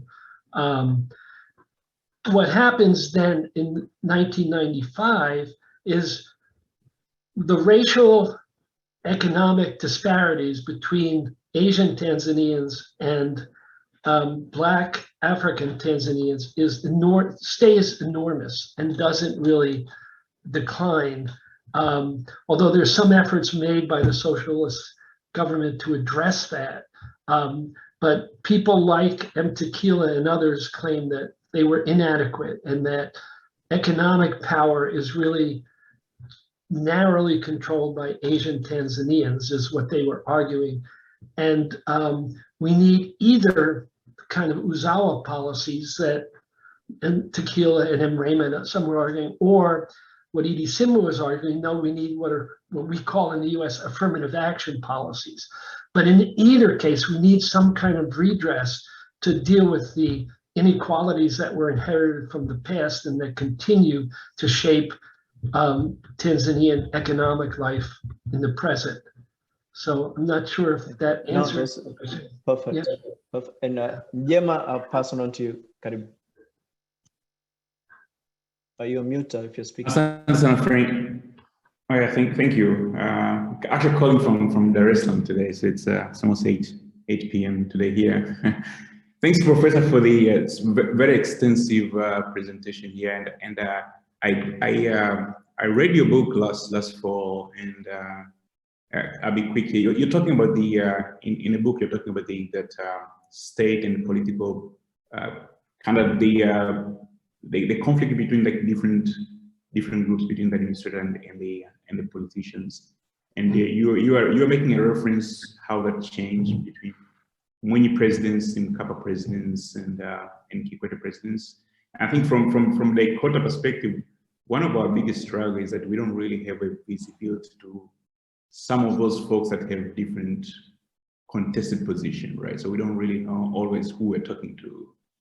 Do you see that changing kind of when you're doing the research back in 2013 and now in terms of how the dynamics between the Well, the conflicts that I talk about in the book between the ruling party and the government. Could you hear me? Yeah. Yeah. So the conflicts I talk about in the book between the ruling party, CCM, well, TANU and then CCM, and the government officials still exist today. So for example, I think it was about a year ago, I was surprised to read that the government had banned for a couple of weeks the ruling party newspaper because they published a headline saying that President Hassan would not be running for re-election in 2025, which was not true. And but which was kind of the wish of many of the leaders of the ruling party who were Magufuli supporters. And so that conflict between the ruling party, or at least certain strong elements within the ruling party, and the government persists. Of course, President Hassan has cleaned house and eliminated many of Magufuli's supporters from high-ranking government positions. And so that has changed very recently, actually. But it's an ongoing tension between the ruling party and the government, which in theory are supposed to be acting in unison together, but in practice are often at odds, even during the debates around implementing socialism. There was lots of conflict between those in the government and those in the ruling party about what type of socialism should be implemented in Tanzania. So I do see those conflicts as continuing, but maybe not as strong as they were in the past. But again, from a strategic point of view, in terms of you're trying to change things, understanding the nature of those divisions within those institutions will lead you to say, we need to be lobbying people in this ministry, not that ministry, right? Or we need to be talking to this opposition party and these people within CCM, not those others. And kind of figuring that out. Again, when I looked at what was happening in '95, it was clear to me that there was a big division among MPs, for example, including CCM MPs, between those who were from border regions where there was a refugee crisis and those who weren't. And so, you know, those are the kinds of things you have to be aware of. I'm not as astute a scholar of contemporary Tanzanian politics as some of my former students, like Coleman and Soka, who's at the University of Dar. He knows a lot more about this than I do.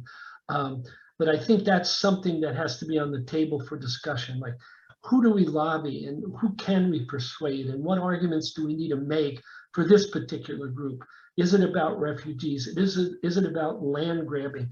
You know, and so tailoring your arguments for dual citizenship to different constituencies, I think, is really important. Speaking of which, are there any of your students that you would recommend? Because I think this would maybe like a wonderful follow-up conversation from teacher to student, especially they may be following these things more contemporaneous. And just as a question, as you were speaking, I was wondering, the Citizenship Act was actually changed, the 95 was changed towards the end of President Mwinyi's time. Right. So do you have a sense of how long it took the proposal to change the Citizenship Act? Was this something that was in play throughout Mwinyi's presidency, or this just came after the Rwandan genocide and the influx of refugees? That's, you know, was it like a 3-month process, 6-month process? Like how long did it take to change that Citizenship Act in 95? Well, there were debates and discussions about changing citizenship laws during from 92, 93, 94, leading up to the second multi-party election of 1995. So it was in the years leading up to the first multi-party election that these things came on the table. So usually in a year or even a bit longer before an election, a lot of issues become put on the table and contentious. And it's, I think, and I could be wrong, but I think it's more difficult to bring about changes, legislative changes, in the time just before, a year before, say, a parliamentary election, when MPs are really worried. Well, if I vote for this, what are my constituents going to think? Then if you do it now and it's like 3 years ahead, and by then, by 2025, they may not even remember what was going on. So the timing is important. Trying to think about what's the appropriate timeline to be introducing these kinds of things is really important. Great. And your student to recommend? Oh, yes, I think, students. Well, I have one student who's the chair of the sociology department at Dodoma University, Rehema Kilanzo, and she's done some work. She hasn't written about dual citizenship, but she has done some work around citizenship issues. And so she might be a good person to ask. And then at the Institute for Development Studies at the University of Dar, Komen Msoka, I'm not sure if I don't think he's written about dual citizenship, but I'm sure he has opinions and informed opinions about all these issues. Awesome. So I would highly recommend asking him. And he's been at U of Dar for many, many years and involved with if he can't do it, he'll know of people at the U, and so will Rehema, because they both were administrative officials for a while. I think Rehema was a dean for a while. They'll know other people who can speak to these issues if they don't feel confident doing so. We'll definitely follow up with you and Gracious for their content. Yeah. The reason here is just to kind of have these forums where we can educate the wider public on the context behind that Citizenship Act and what's going on right now. So I think this was very, very informative to kind of have your perspective. You know, we've actually done research in the area, and many times we get into these heated debates from an emotional perspective. We're not really understanding some of the historical context behind these laws and what the fears are. Gracious, I will give you maybe the last comment. We're just at the top of the hour, and then we can begin to thank our speaker, and we can return people Saturday back to them. Karibu, Gracious. Asante sana, Frank. Oh, thank you, Ron. Asante sana for a wonderful presentation. Like I say, I can't say enough about this book. I haven't read the whole of it, but I encourage everybody to get a copy. There's so much to learn, especially in the early process of formation of Tanzania and Tanganyika, and the Zanzibar and independence and the Tano and the Ta. There's a lot of stuff that we didn't know, or maybe we just heard, but we kind of forgot. So I love the details that you have in the book. Thank you for the research, and thank you for your presentation. Yes, I do know those two contacts that Ron gave, so I'll get in touch with them. And like I agree with what Ron said, that we need to have a more concerted effort to lobby the issues that we care about, and to know exactly who is working in what areas, or what kind of challenges, what kind of critiques they have, and so we can prepare our responses. Part of what know is that the process that we have, the special status so far, which is a big proponent of, and then I got a little discouraged. It's mostly because of the opaque nature of the process that we were asked to give our input, and we gave our input as a diaspora in general. But then the process kind of ends there. So we don't know. We really don't know what the process is, what the timeline is, who is working on that, if there are deadlines or if there are goals, specific goals. So that's get to be a little frustrating. So, but we hope that it will work. So I'm okay with the two process step, securing the special status and keep fighting for the dual citizenship as the ultimate goal. I think once we have the special status, I think that's something good. Once you have it, it will be difficult to take it away, and people will be maybe more courageous now to propose and fight for dual citizenship. I don't, initially people thought that we needed like an amendment to the Constitution, but it doesn't seem like. I think it's just a parliamentary action that you need, change of the 95 citizenship law, which can be done by the parliament. So I think the majority of our focus should be on that.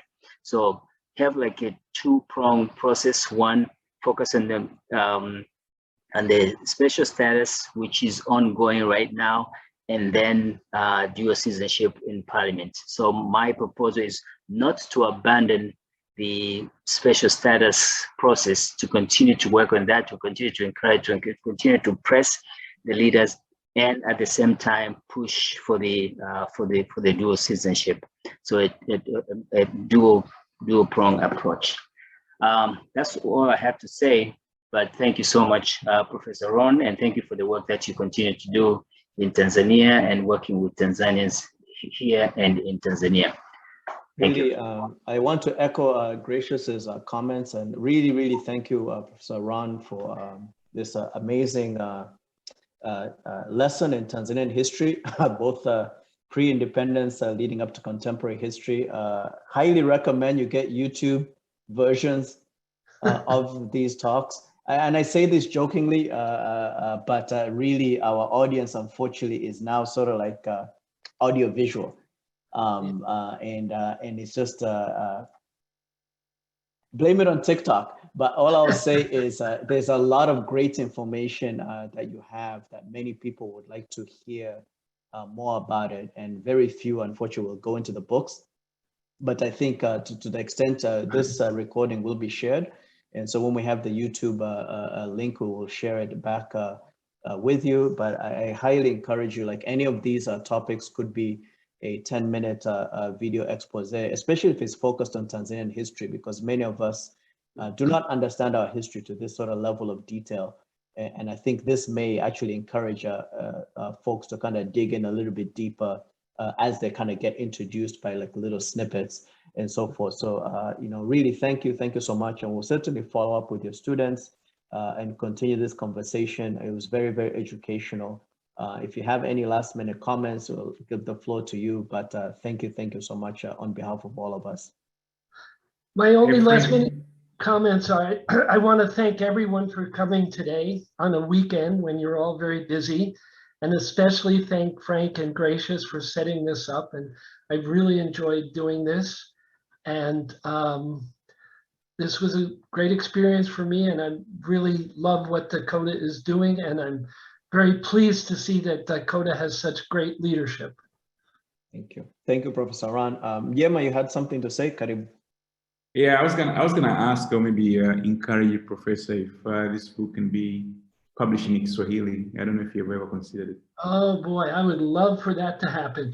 When it first got published, I talked with the publisher at Nkuku Nanyote. Yep, Nkuku Nanyote, Walter Bugoya. I talked to Walter Bugoya about it at the time, and he seemed interested, and then decided probably it was too long or whatever, and it never happened. but I would love to see it published in Swahili or some version. Maybe it would have to be a shorter version, but I did try to pursue that with Walter Begoya. I'm not sure my timing was good. He was in between starting his own new press and setting up a cafe in the downstairs. And so it never went anywhere, but I would love to see that happen. Yeah. Oh, if you're open to that, maybe that is something. I don't know whether there's a cost to it, but that's something maybe we can at least promote, because I'm sure there are many people who could sort of like help out in that process. Yeah, I think the translation cost might have been what deterred him from, doing that. But I would love to see it published in Swahili. Yeah. Great. We can have some graduate students take on the responsibility. No, thank you guys. I really appreciate everybody's time and joining us and being a really attentive audience. We will likely share the recording tomorrow morning after it's all processed and everything. Thank you again, Professor Ron, on behalf of everyone, and I have a happy July 4th weekend. Thank you so much. Thank you so much, everybody. Bye-bye. Thank you, everybody. Thank you.